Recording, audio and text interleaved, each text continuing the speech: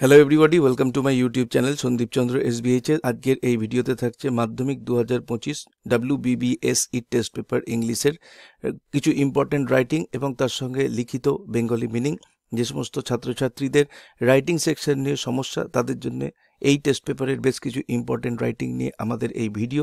আমার আশা যে সমস্ত ছাত্রছাত্রীদের রাইটিং সেকশনের সমস্যা রয়েছে তারা এই ভিডিওগুলোকে দেখে তারা কনসেপ্ট ডেভেলপ করতে পারবে এবং তার সাথে সাথে রাইটিং সেকশনকে অ্যাটেম্প করে তারা নিজেদের মার্ককেও বাড়াতে পারবে। আজকে আমরা যে রাইটিংটা লিখছি এটা টেস্ট পেপারের 69 নম্বর পেজ নাম্বার 69-এর কোয়েশ্চেন নাম্বার 10 সেইখানে রয়েছে, যেখানে আমরা একটা এডিটরকে চিঠি লিখব কি বিষয়ে না complaint about the insanitary condition of our locality.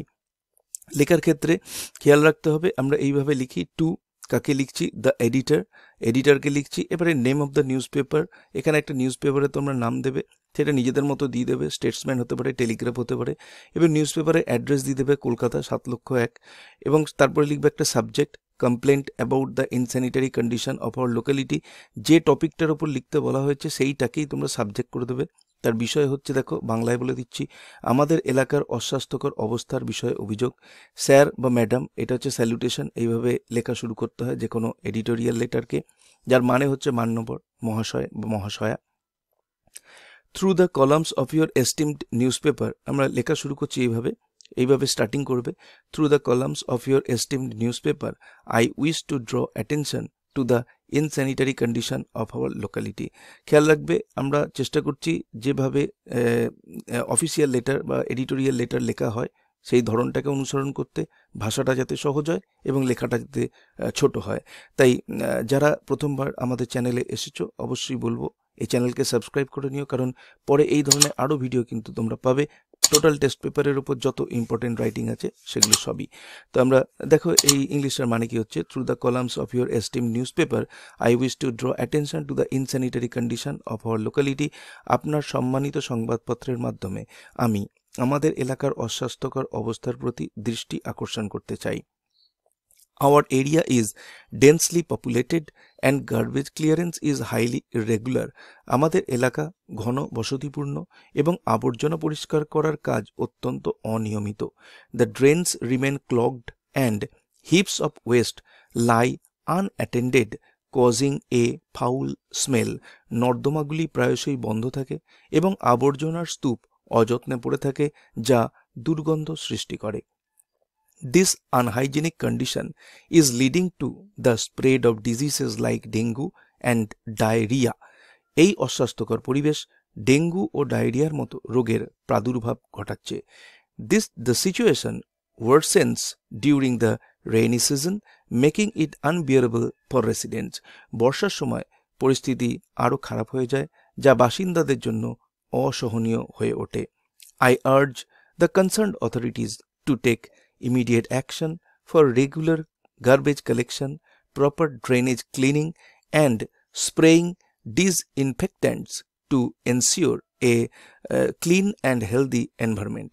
আমি সংশ্লিষ্ট কর্তৃপক্ষকে অনুরোধ করছি যেন তারা নিয়মিত আবর্জনা সংগ্রহ, যথাযথ নর্দমা পরিষ্কার এবং জীবাণুনাশক ছিটানোর ব্যবস্থা গ্রহণ করেন, যাতে একটি পরিষ্কার ও স্বাস্থ্যকর পরিবেশ নিশ্চিত করা যায়।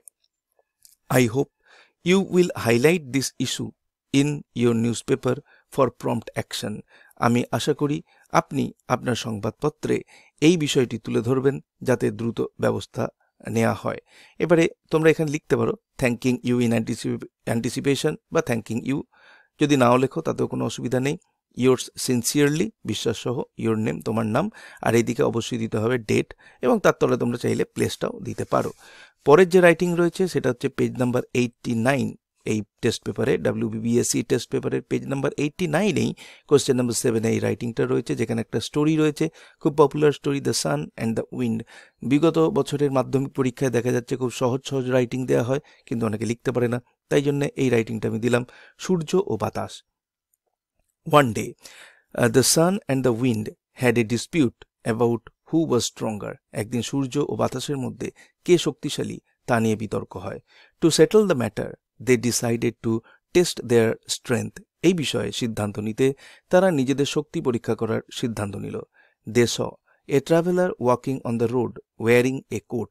তারা দেখল এক পথিক রাস্তা দিয়ে হাঁটছে এবং তার গায়ে একটি কোট রয়েছে। The wind said, let me go first. বাতাস বলল, আমাকে প্রথমে চেষ্টা করতে দাও।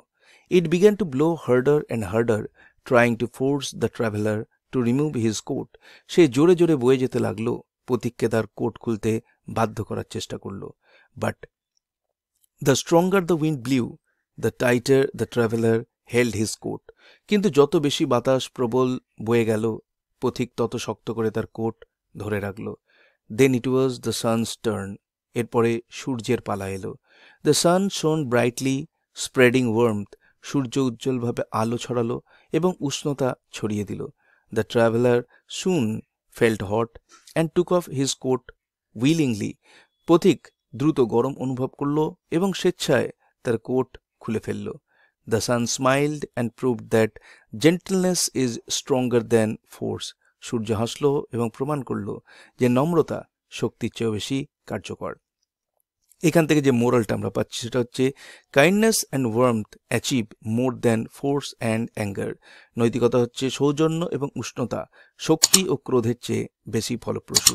এই ছিল আজকের ভিডিওর বিষয়বস্তু। ভিডিওটি ভালো লাগলে অবশ্যই এটাকে একটা লাইক করো।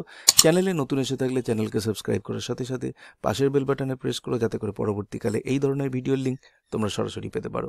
দেখা হবে নেক্সট ভিডিওতে। Till then goodbye and thank you.